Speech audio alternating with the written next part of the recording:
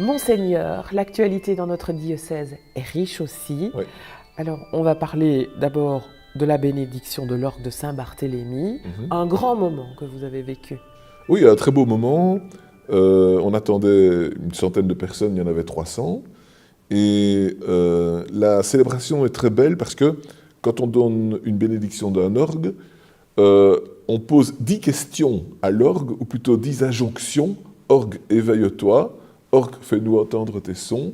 Orgue, accompagne notre chant. Bref, 10 injonctions à l'orgue, et entre chacune, l'orgue, petit à petit, joue et de plus en plus fort. Donc l'orgue s'éveille, si vous voulez. Donc c'est joli, ça fait quelque chose de très, comment est-ce qu'on va dire, très vivant. Et puis après ça, il y avait le concert donné par Anne Froidebise. Donc je vois que cet instrument qui a attendu 40 ans avant d'être sorti des paquets, sorti des caisses, a été vraiment ressuscité. On pouvait se poser la question, il y a 40 ans, quand on l'a mis dans les caisses, j'étais étudiant à l'époque au conservatoire, cet orgue sortira-t-il jamais de ces caisses? Et maintenant, il est sorti et il est bien vivant, il est très bien restauré. Et c'est le seul orgue romantique, année 1850, de la ville de Liège. Donc c'est voilà, une très belle chose. Vous êtes musicien, pour vous c'était important. Vous avez joué de l'orgue et vous avez reçu, vous avez été récompensé. Donc oui, j'ai eu le prix d'orgue au conservatoire, c'est-à-dire en fait la fin des études. Et donc c'est vrai que j'y suis sensible. Je trouve que la musique, c'est un lieu d'épanouissement, c'est un lieu de contemplation aussi. C'est un lieu de beauté, quoi. C'est un lieu même aussi communautaire. Quand on écoute tous ensemble la même chose, en se taisant, il se crée une communauté. Voilà, je crois que c'est important pour notre Église de pouvoir vivre aussi la dimension musicale et artistique. On pourra un jour vous entendre à l'orgue? Oui, pourquoi pas, il faut que je m'exerce encore un peu plus que maintenant, hein. Deuxième rendez-vous important, c'est cette veillée œcuménique à Sainte-Croix, un véritable enjeu pour vous, c'est un projet auquel vous tenez énormément. Oui, voilà, je trouve qu'il est important de prier pour les chrétiens d'Orient et les autres victimes du conflit au Moyen-Orient. Et l'Église Sainte-Croix s'y prête vraiment bien, parce que nous avons voulu, avec la concertation œcuménique, c'est-à-dire les orthodoxes, les protestants, les anglicans, les syriaques, nous avons voulu faire de cette Église un lieu qui soit ouvert à toutes les églises chrétiennes. Et c'est l'occasion ici de réunir les églises chrétiennes autour du thème de la souffrance des chrétiens d'Orient. Nous avons à Liège des communautés de chrétiens d'Orient, tant catholiques que orthodoxes, chrétiens syriaques, qui parlent la langue du Christ, l'araméen, en tout cas dans leur liturgie. Et donc c'est très important de prier pour eux, de prier avec eux, et je trouve que c'est un moment qu'il ne fallait pas oublier.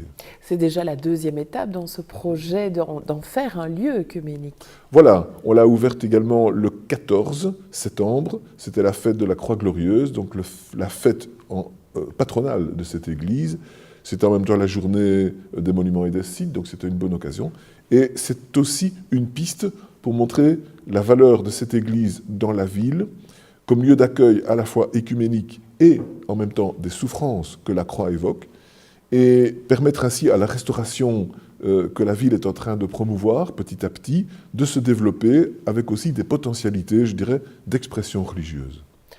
On vous connaît comme homme de dialogue. Justement, à ce propos, il y a Rive Espérance qui se tient. Vous allez animer une conférence interreligieuse. On est toujours dans le dialogue. C'est quelque chose chez vous qui est une priorité. Oui, je crois que c'est très important. Donc, Rive Espérance, c'est une très belle initiative. Ça va se faire à Namur. C'est autour d'un week-end. C'est vraiment un véritable forum de toute l'Église francophone de Belgique. C'est une très belle initiative qui permet donc à la fois des panels, des conférences, des rencontres individuelles, des stands également. Et voilà, moi j'y exprime la dimension du dialogue interreligieux avec d'autres personnes, d'autres religions d'ailleurs, en panel. Ça veut dire que nous devons toujours travailler, à mon avis, à la base, à ce sujet-là, pour être un peu un laboratoire de la rencontre et ne pas succomber aux a priori contraires. Parce que, évidemment, dans le monde d'aujourd'hui, avec le djihadisme au Moyen-Orient, on a vite tendance à mettre tout dans le même panier et à dire « Ah, l'islam, ça n'est que la guerre ». Donc, il faut pouvoir aussi se rencontrer et rapprocher les points de vue, rapprocher les gens, créer des relations, montrer ce qu'on a en commun, et particulièrement, je dirais, la prière et le désir de la paix. Ça, c'est très important. Et je crois qu'en dialoguant, on impacte aussi la réalité. Oui, on voit encore récemment ce drame qu'il y a eu au Canada avec un tireur au Parlement. On a vraiment, c'est une priorité, ce dialogue, pour éviter ces extrémismes. Oui, on est évidemment victime des violences incontrôlées, hein, comme ces histoires de tireurs. Maintenant, dans celle qui a eu lieu à Bruxelles, au musée juif, on voit bien que ce n'est pas simplement une violence incontrôlée d'un homme fou, c'est aussi, quelque part, le résultat d'une formation, malheureusement, là, sur le terrain du djihadisme au Moyen-Orient. Et cette expérience belliqueuse et violente sur le terrain là-bas a malheureusement rejailli ici. Et donc ça veut dire que nous devons un peu aller à contre-courant de ce type de formation violente pour procurer une formation à la non-violence. Le diocèse de Liège donc s'implique grâce à tout le monde, grâce à vous, grâce à l'Église, sur le terrain du dialogue.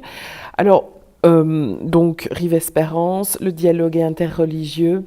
Dialogue aussi avec des nouvelles dans le diocèse, notamment l'accueil d'une nouvelle communauté. Oui, c'est vrai. La communauté de Commeul, du nom du quartier où cette communauté a vu sa naissance, à Maastricht.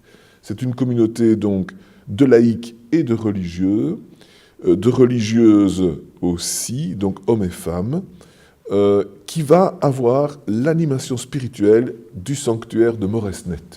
Et donc Moresnet, c'est vraiment aux trois frontières, c'est un lieu vraiment exceptionnel, où viennent à la fois des germanophones et des Allemands d'ailleurs, des néerlandophones, des hollandais ou des flamands, et des francophones. Et donc ce lieu avait besoin d'une animation spirituelle, et l'ASBL sur place a repéré cette communauté qui avait déjà une expérience d'animation de sanctuaire à Remagen en Allemagne. Et donc cette communauté a décidé d'envoyer plusieurs personnes qui vont résider là-bas pour l'animation spirituelle et faire appel même à plus largement un ensemble de leurs membres pour des moments forts. Voilà, on a inauguré cette présence. Et c'est très important pour moi, c'est un beau signe d'animation spirituelle à un lieu très fréquenté. Dialogue aussi au sein même de l'évêché, du séminaire, d'RCF Liège, avec des changements et le premier déménagement qui va engendrer davantage encore de dialogue au sein même de la grande maison. Donc c'est un grand projet qui a été promis par Monseigneur Yusten, qui est développé grâce au vicaire général Alphonse Bourras, c'est aménager le séminaire épiscopal, spécialement le 2e étage et le 3e étage, pour y permettre aussi l'accueil de bureaux de différents services diocésains, y compris le service de presse, à côté de RCF. Donc c'est pour moi très important, c'est vraiment faire de ce séminaire un lieu de rencontre, un lieu de formation, un lieu d'animation dans le diocèse, avec des services de différentes sortes qui y sont regroupés. Donc pour moi, c'est une optique vraiment fondamentale d'avoir un poumon où on puisse se retrouver au cœur du diocèse. Je voudrais aussi un mot pour toujours sur cette actualité dans le diocèse. La semaine de Toussaint avec des rendez-vous importants, entre autres le 2 novembre. Oui, le 2 novembre, chaque année, je préside la messe à la cathédrale et on fait mémoire des prêtres, des diacres défunts de l'année précédente. C'est aussi un moment vraiment d'évocation de tous ceux qui ont été au service de l'Église, qui nous précèdent dans la maison de Dieu et qui restent dans nos cœurs. Je crois que c'est très important d'avoir cette mémoire des défunts et d'entretenir en nous cette espérance. Je crois que c'est très important pour les chrétiens de ne pas éluder ce moment de la fête de Toussaint et de la fête des défunts, qui nous pose toujours la question de notre mort et donc de notre vie, et aussi la question de notre espérance et de notre avenir. Je crois que c'est important et je pense qu'il est nécessaire de souligner par la liturgie ces moments-là.